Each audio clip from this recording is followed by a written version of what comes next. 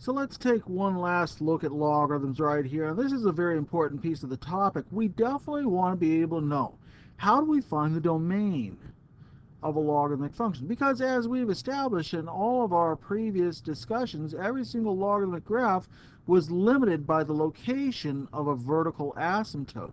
And so we want to be able to figure out, well, what will be the domain of that logarithmic function anytime we run into it.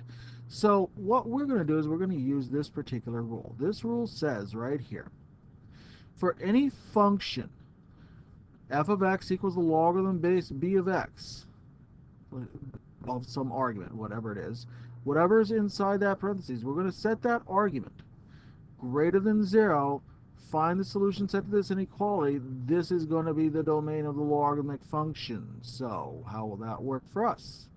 Let's take a look at a function like this one. We've got f of x equals negative log base 4 of 5 minus x. This would be a logarithm that has some sort of reflection or weird thing going on right here. But if we're interested in finding the domain of this function, the domain is found by setting the argument, and in this case our argument is the quantity 5 minus x greater than 0, and then solving for x. Well, now this is the kind of inequality, very simply.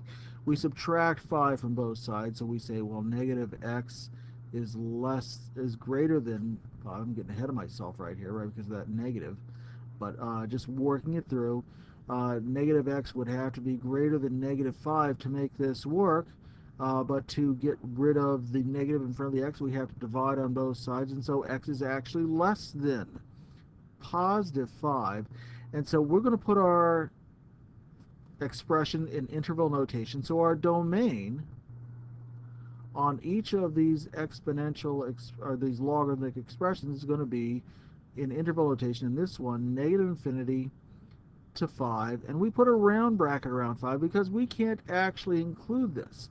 I will point out that there is a vertical asymptote at the coordinate, or at the line x equals 5 in this case. So if we were to actually have to go through and graph a function like this, we already have a couple of pieces of information. This is a graph that's going to have a vertical asymptote at 5, and this time face off to the left.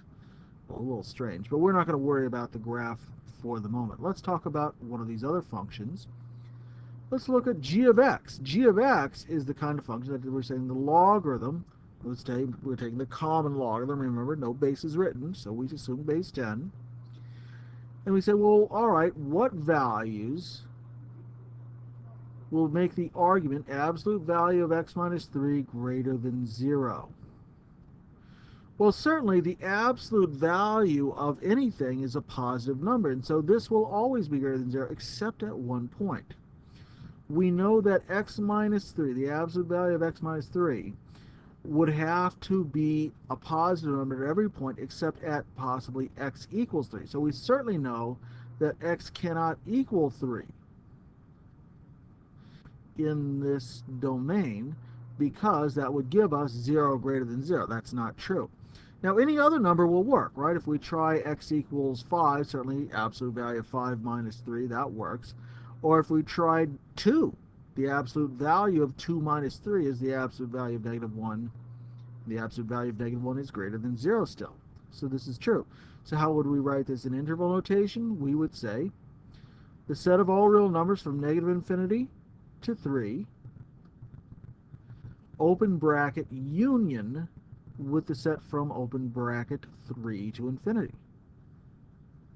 So in this case, our domain is set by the location where we actually get an equal to 0, but otherwise this function is always greater than or equal to 0. Well, let's try another one here. This one may be a little bit more involved, but I don't know if you remember. Anytime we have a logarithm, we take an argument, and we set that argument greater than 0. And in this particular case, our argument is the quantity 2x over x minus 3. So we actually have to solve the inequality. 2x over x minus 3 is greater than 0. And hopefully you remember at this point solving rational inequalities. If you don't from last term, here's the way one of the ways that I talked about it. I said, well, all right, look at your zeros of your numerator and denominator. You cannot multiply out the denominator. Again, you cannot multiply this out.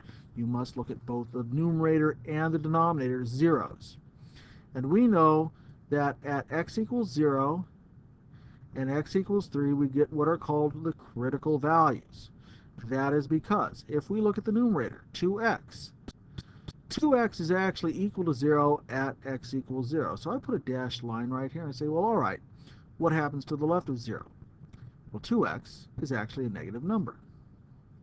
But to the right of 0, 2x is always a positive number. Right? We choose a number to the right, let's say positive 1, positive 2, positive 3.78. And 2 times that number is always a positive number. Then we look at the denominator's factor, the quantity x minus 3. We say, where does that equal 0? Well, x equals 3, of course.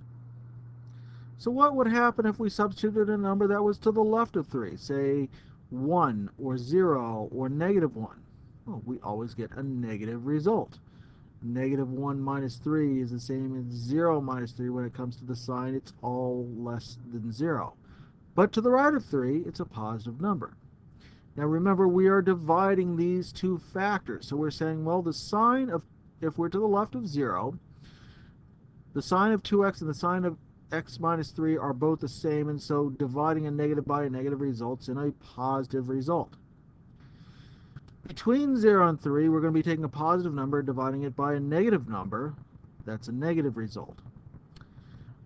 If we take a positive and divide it by another positive, we get a positive. And so marking on my number line, I'll note that we can include every number to the left of 0, not including 0 itself. And so we throw that into our solution set. And we can include every number to the right of 3, except for 3, of course, in our solution set. So what will we say about our domain? Using interval notation, we will say that the domain of this function, h of x, is negative infinity to 0, union with the set from 3 to infinity. So finding the domain of a logarithmic function is always the same. Again, we set the argument greater than 0. That is the key right there. Whatever argument is inside of our logarithm, setting that greater to 0 and then solving that inequality gives us our result. Okay, good luck on your homework. I'll see you in class.